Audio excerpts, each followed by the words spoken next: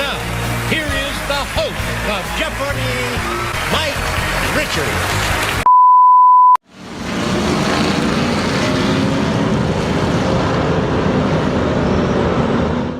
Hey everyone, I'm Ben Schneider. And yes, even though I don't like controversy, I'm going to try to talk fairly about this subject. As someone who's more than just a casual Jeopardy fan, and since a lot of you are subscribed for the game show stuff, I think I owe it to people to give my thoughts here. Before I say anything on this, I think it's worth a reminder of something that the late great Alex Trebek always said. Jeopardy's stars are its contestants, not its host. Which is why Alex was always introduced as the host, and not the star. Now, a good host is a requirement for any game show, and Jeopardy is certainly no exception. But ultimately, as much as I loved Alex, he was never the sole reason I've watched the show. No matter who stands at the podium, the daily focus should be on the contestants who have proven themselves worthy of an opportunity to take on America's favorite quiz show. But, in case you've been living under a rock the last few days, you probably know by now that Jeopardy does have its new host. Well, actually, the show has its new hosts, plural. The daily syndicated show will be hosted by Mike Richards, while actress and neuroscientist Mayim Bialik will be hosting the show's primetime specials and any additional future spin-offs. Now, if you've been on the internet since the rumors began circulating last week, you probably know that the selection of Richards hasn't exactly been a universally popular one. Despite the fact that Richards attracted a positive response from many fans during his 2 weeks as guest host, there's been a fair amount of backlash over him being named to the position permanently. The allegations against him regarding his role in an employment discrimination lawsuit while he was an executive producer on The Price is Right have resurfaced. But while it's not exactly a great look to have on his records, we're hardly talking about Harvey Weinstein or Andrew Cuomo here. The sides reached a settlement in the case several years ago, and Richards has since left his role as executive producer on The Price is Right and its companion series Let's Make a Deal for the EP role on Jeopardy and Wheel of Fortune. Richards has released a statement saying those allegations don't reflect who he really is. And in this era in particular, where such things are taken more seriously than ever, if there were still serious outstanding accusations and evidence against Richards, it would be almost impossible to see a path forward for him to keep his role within the show, let alone be appointed as the new host. Additionally, Richards has also been accused of essentially appointing himself as the new host. Yep, that's right. The producer just spent 8 months searching and then decided it was his job all along, they're saying. But let's be real here. Mike Richards is hardly the head honcho over all of Sony Pictures Television. Just because he's an EP doesn't mean he has no boss himself. It takes far more than just one person to run a TV program. I'm sure that if Richards wanted the gig that badly and had the power, he'd already have been hosting for months now, but he hasn't been. But beyond that, let's consider what's most important here. Is Richards the best choice for the position? Well, let's name off some of the other serious candidates. Ken Jennings, Aaron Rodgers, Anderson Cooper, LeVar Burton, Savannah Guthrie, George Stephanopoulos, Robin Roberts, Joe Buck. How does Richards compare to them? Well, when you look at his resume, it turns out he might actually be the most qualified, not to mention the best suited for logistical reasons. Jeopardy tapes 230 episodes a year, and while it's compressed into 46 taping days for 5 shows a day, that's still a much bigger time commitment than guest hosting for 1 week, which is usually only a single taping session. While Rodgers has said he thinks he could host Jeopardy and play in the NFL concurrently, there's an argument to be made that his performance in both areas would suffer should he have to split his focus between them.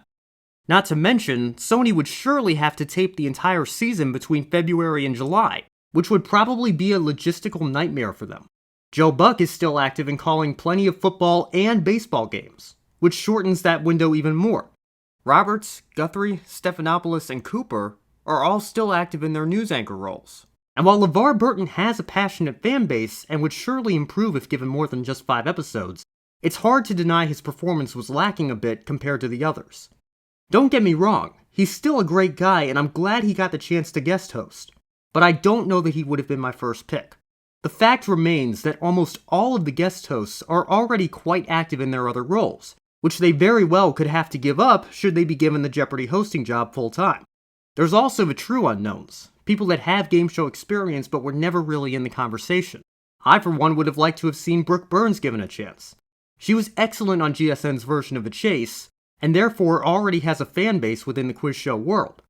So when you consider everything here, I really think it comes down to Jennings and Richards.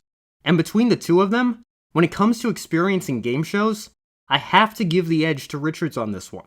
We already know his credits as executive producer, The Price is Right and Let's Make a Deal, Jeopardy and Wheel of Fortune, and even the 2020 primetime revival of Who Wants to Be a Millionaire.